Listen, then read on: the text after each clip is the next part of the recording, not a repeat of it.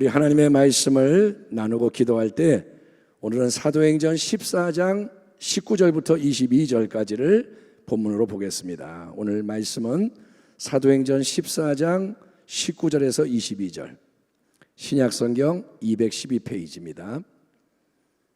찾으셨으면 교독하겠습니다.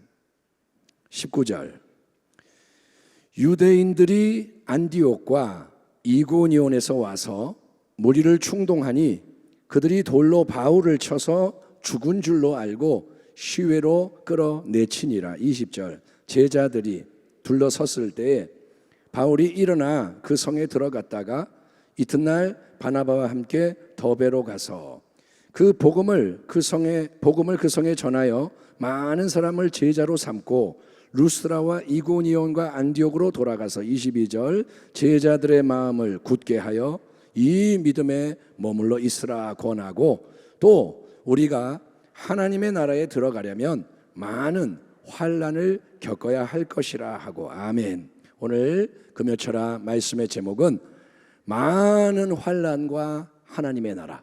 한번 따라합니다. 많은 환난과 하나님의 나라. 오늘 그러한 제목으로 말씀을 나누겠습니다. 사랑하는 우리 성도 여러분, 신앙의 여정, 이 땅에서 예수를 믿으며 나아가는 여정 속에서 어려운 상황을 대면하게 될 때가 있죠. 어려움이 와요.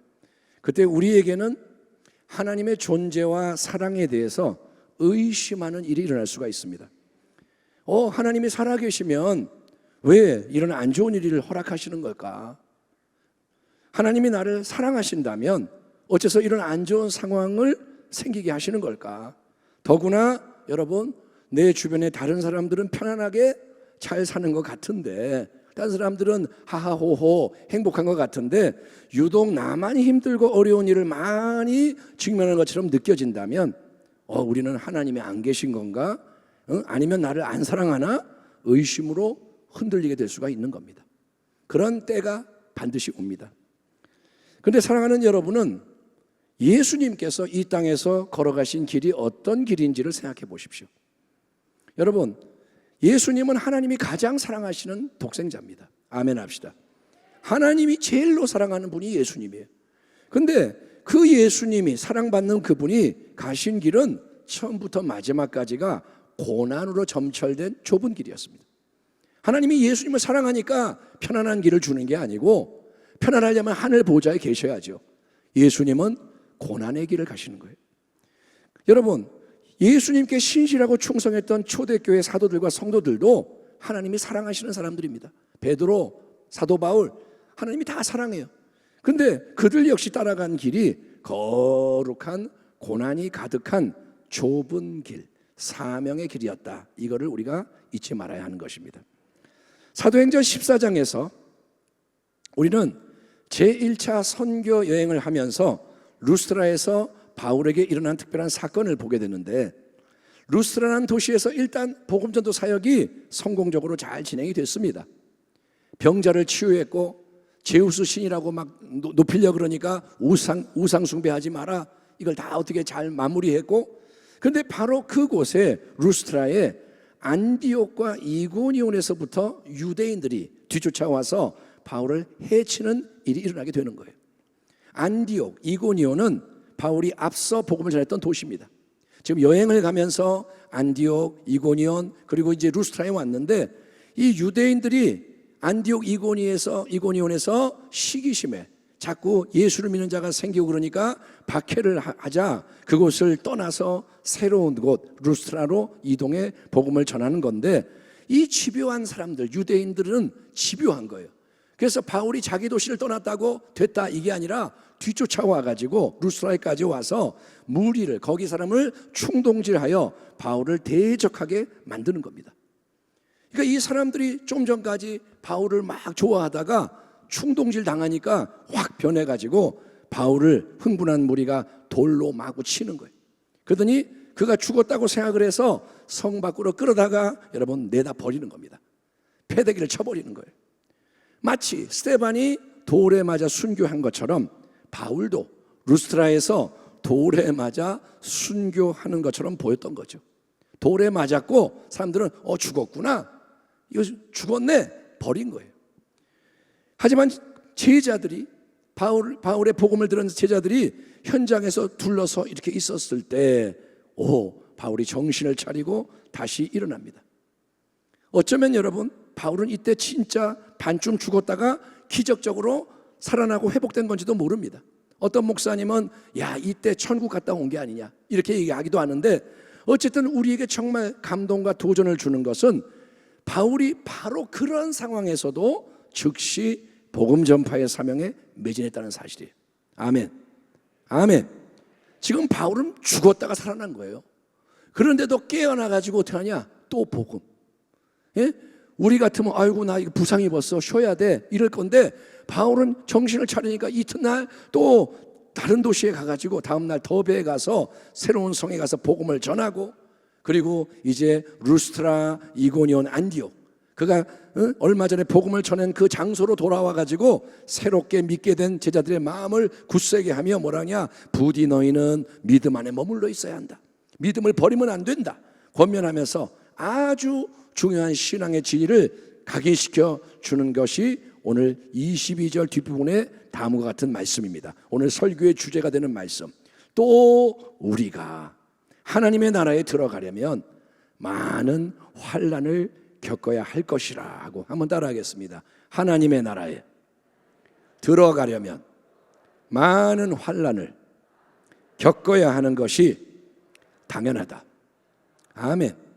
지금 성경에 써 있는 말씀을 제가 전하는 거예요. 하나님의 나라에 들어가려면 많은 환난을 반드시 겪어야 한다. 여러분, 왜일까요? 어째서 하나님의 영원한 영광의 나라에 들어가려면 많은 환난을 겪는 것이 반드시 필요할까요? 아무 환난 없이 편안하게 쉽게 하나님에 들어가는 것이 불가능한 이유가 뭘까요? 왜 그냥은 못 갈까요? 이 질문에 대해서 여러 가지 설명과 대답이 주어질 수 있겠지만, 리빙스턴 선교사님이 한 말에서 우리는 중요한 힌트를 얻을 수가 있습니다. 자, 이분이 데이비드 리빙스턴이라는 분입니다. 스코틀랜드 출신의 영국 선교사인데, 리빙스턴 누굽니까? 아프리카 대륙을 유럽 사람으로서 처음 횡단한 탐험가고 선교적으로도 큰 업적을 남긴 훌륭한 분인데, 사방으로부터 이제 그가 알려지자 큰 칭찬, 존경을 받게 됐던 어느 날, 리빙스턴 선교사는 그 자기를 추앙하는 많은 사람들 앞에서 이런 말을 하는 거예요. 뭐라냐면, 인생의 항로를 항해하는 우리의 배가 균형을 유지할 수 있는 것은 배 밑에 있는 바닥짐 때문입니다. 이런 말을 하는 거예요. 인생의 항로를 항해하는 우리의 배가 균형을 유지할 수 있는 것은 배 맨 밑바닥에 있는 바닥짐 때문입니다. 여러분, 이게 무슨 말이냐면, 바닥짐은 배의 맨 아래쪽에 채워 넣는 돌 아니면 물을 가리키는 전문 용어입니다. 이 벨라스트는 뭐냐 하면 배 맨 밑에다가 돌이나 물이나 뭐 이런 걸 잔뜩 채워 넣는 거예요. 왜 배의 바닥에 무거운 돌을 깔아놓고 바닷물을 채우느냐? 그래야 배가 충분히 무거워져서 균형을 딱 잡고 전복되지 않기 때문인 거예요. 배가 안 넘어지는 거예요. 여러분, 배가 가벼우면 빠르게 나아가고 좋을 것 같죠?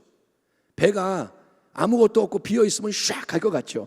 순풍이 불고 바다에 아무 문제가 없을 때는 배가 가벼워도 이상이 없고 가벼운 게 유리하게 보이는 거예요. 가벼우면 빨리 가고, 가벼우면 신나고.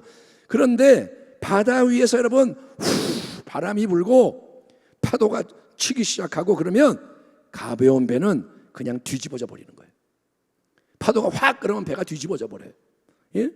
이때 바닥짐이 무게중심을 딱 잡아주면 배가 균형을 잡고 모든 위기를 잘 통과하게 되는 줄 믿습니다. 아멘. 이렇게 바닥짐에 대해서 뜬금없이 이야기를 한 리빙스턴 선교사는 의아해하는 사람들 앞에서 자기 아들 이야기를 꺼내는 거예요. 그러면서 뭐라느냐? 여러분, 내 인생에서 바닥짐이 된 것은 집을 나가서 방탕한 나의 아들이었습니다 라고 고백하는 거예요. 내게 무거운 짐이 있었습니다. 내 인생 배의 바닥짐이 뭐냐? 내 아들놈입니다. 그런 말썽꾸러기 아들놈이 있었기 때문에 리빙스턴은 계속 기도할 수밖에 없었고, 아멘. 기도할 수밖에 없었고 항상 겸손할 수밖에 없었던 거예요. 예.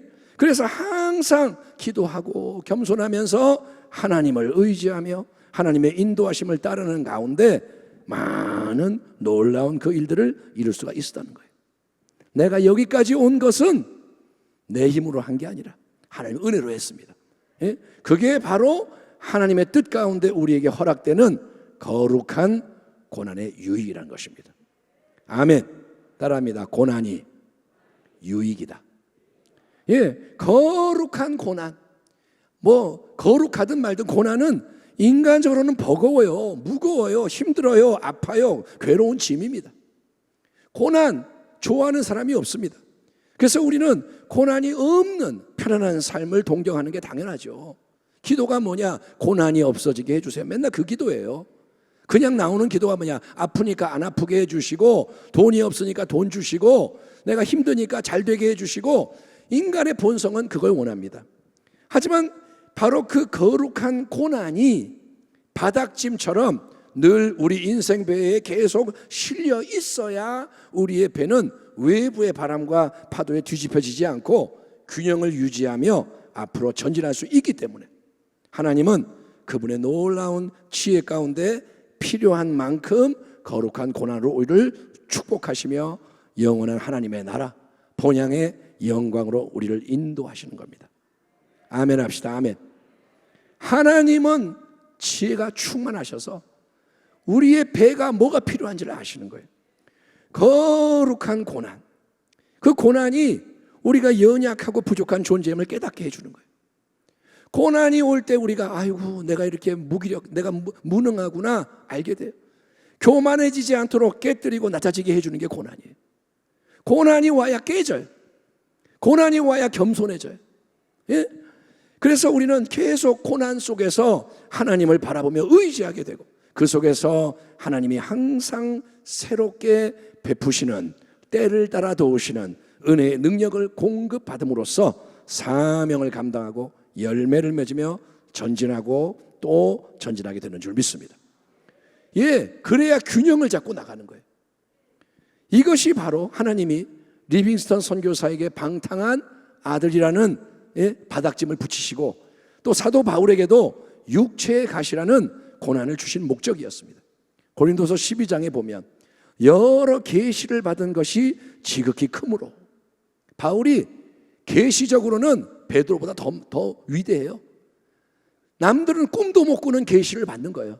하나님의 비밀이 이런 거야. 이스라엘의 구원이 이런 거야. 하나님의 영광이 이런 거야. 하나님이 바울에게 부어주시는 거예요. 계시를. 예, 천국도 갔다 오고. 그래서 뭐라 하냐? 여러 계시를 받은 것이 지극히 크므로 너무 자만하지 않게 하시려고 내 육체의 가시 곧 사탄의 사자를 주셨으니 이는 나를 쳐서 너무 자만하지 않게 하려 하심이라. 이것이 내게서 떠나가게 하기 위하여 내가 3번 주께 간구하였더니 나에게 이르시기를 내 은혜가 내게 족하도다. 이는 내 능력이 약한 데서 온전하여 짐이라 하신지라. 그러므로 도리어 크게 기뻐함으로 나의 여러 약한 것들에 대하여 자랑하리니 이는 그리스도의 능력이 내게 머물게 하려 함이라. 그러므로 내가 그리스도를 위하여 약한 것들과 능욕과 궁핍과 박해와 곤고를 기뻐하노니 이는 유명한 말씀 내가 약한 그때 강함이라. 한번 따라합시다. 내가 약한 그때 강함이라. 다시 한번 내가 약한 그때 강함이라. 따라합니다. 내가 약한 만큼 주님의 강함이 내 속에서 역사함으로 나는 은혜의 능력으로 승리할 수 있습니다. 아멘 합시다. 아멘. 이게 바로 뭐냐? 내게 능력 주시는 자 안에서 내가 모든 것을 할 수 있는 일. 그게 그거예요.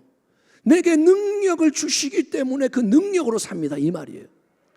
여러분, 그러니까 성경의 깊은 진리는 거룩한 고난이 없는 게 축복과 성공이 아니고 사실은 거룩한 고난 자체가 축복이요 승리의 증표라는 거예요.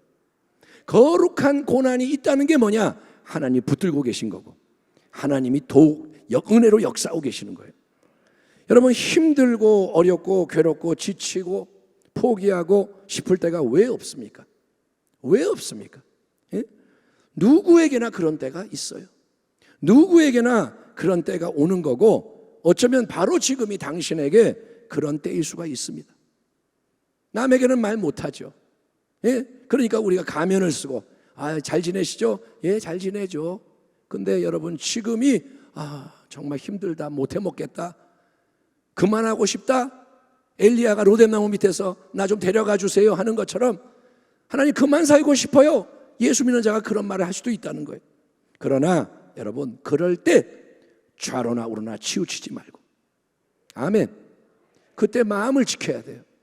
좌로나 우로나 치우치지 말고 예수님께 초점을 맞추길 바랍니다. 믿음의 주여 온전케 하시는 이인 예수를 바라보라. 아멘. 예수를 바라보는 거예요. 예수를 깊이 생각하라. 예. 그리고 여러분, 성경의 본질적인 말씀의 마음을 고정시키는 거예요. 따라합니다. 말씀에 고정시켜라. 아멘. 마음이 지 마음대로 왔다 갔다 하는데 이 마음을 잡아서 말씀에 팍 고정시키라는 거예요. 아멘. 예, 진리를 주장하라는 거예요. 그게 믿음의 싸움이라는 거예요. 아멘. 믿는 게 뭐냐? 말씀을 높이는 거예요. 현실이 이래요, 이게 아니라 말씀이 이렇게 말합니다. 예, 상황이 이러니까 어쩔 수 없어요가 아니라 하나님 말씀이 이렇게 하니까 이 길을 갑니다. 이게 싸움인 거예요. 아멘. 교회의 방향도 그렇고 개인의 삶도 그렇고 나라와 민족도 마찬가지고 결국은 뭐냐? 하나님과 그분의 말씀인 거예요. 거룩한 고난은 여러 형태로 주어집니다. 말썽꾸러기 아들일 수도 있고 질병일 수도 있고 내가 감당하기 어려운 어떤 갈등일 수도 있고 거룩한 고난은 여러 형태로 다가오지만 궁극적인 목적은 똑같습니다. 또 우리가 하나님의 나라에 들어가려면 많은 환난을 겪어야 할 것이니라고. 하나님은 항상 절대적으로 선하세요. 하나님은 항상 절대적으로 옳으세요. 그분은 거룩하시고, 아멘. 하나님은 지혜로우시고, 하나님은 완전하시고, 하나님은 능력이 무한하시고, 하나님은 거룩하시고, 아멘. 무조건 하나님이 옳은 거예요. 나는 이해를 못하지만 하나님이 옳아요. 그게 믿음이라는 거예요. 하나님을 사랑하는 자, 곧 그분의 뜻대로 부르신 자녀들에게는 모든 것이 합력하여 선을 이루게 하시는 우리 하나님. 되어지는 일들이 이해가 안 돼도 다 합력하여 선이 되는 거예요. 하나님은 그렇게 하실 수 있는 분이에요. 그 하나님께서 우리 교회의 모든 성도님들을 천국 본향에 이르기까지 아름답게 이끄시기를 소망합니다. 어떤 일들이 일어나도 하나님 앞에 붙들리면 되는 거예요. 많은 환난이 예고되어 있는 이 위태로운 때, 코로나 이후로 여러분 모든 게 더 요동하게 돼 있어요. 그러니까 한치 앞을 몰라요. 우리가 하루하루 사는데 내일 어떤 일이 있을지 몰라요. 내일 경제에 어떤 일이 있고 내일 북한이 어떤 짓 할지 모르고 내일 자연재해에 어떤 게 일어날지 모르고 정말 한치 앞을 모르고 살아가는 이 위태로운 때에 우리 인생의 배, 신앙의 배가 표류하거나 전복되지 않고 여러분 믿음, 소망, 사랑의 작은 승리의 승리, 더 큰 승리를 계속 더해가며 다 함께 천성 본향을 향해 나아가 모든 사명을 이루는 주의 백성이 되기를. 아멘. 많은 환난이 유익이 되고, 아멘. 하나님의 나라에 들어가는 우리 모두가 되기를 주의 이름으로 축원합니다. 기도하겠습니다. 하나님 아버지, 이제는 우리의 신앙이 새로워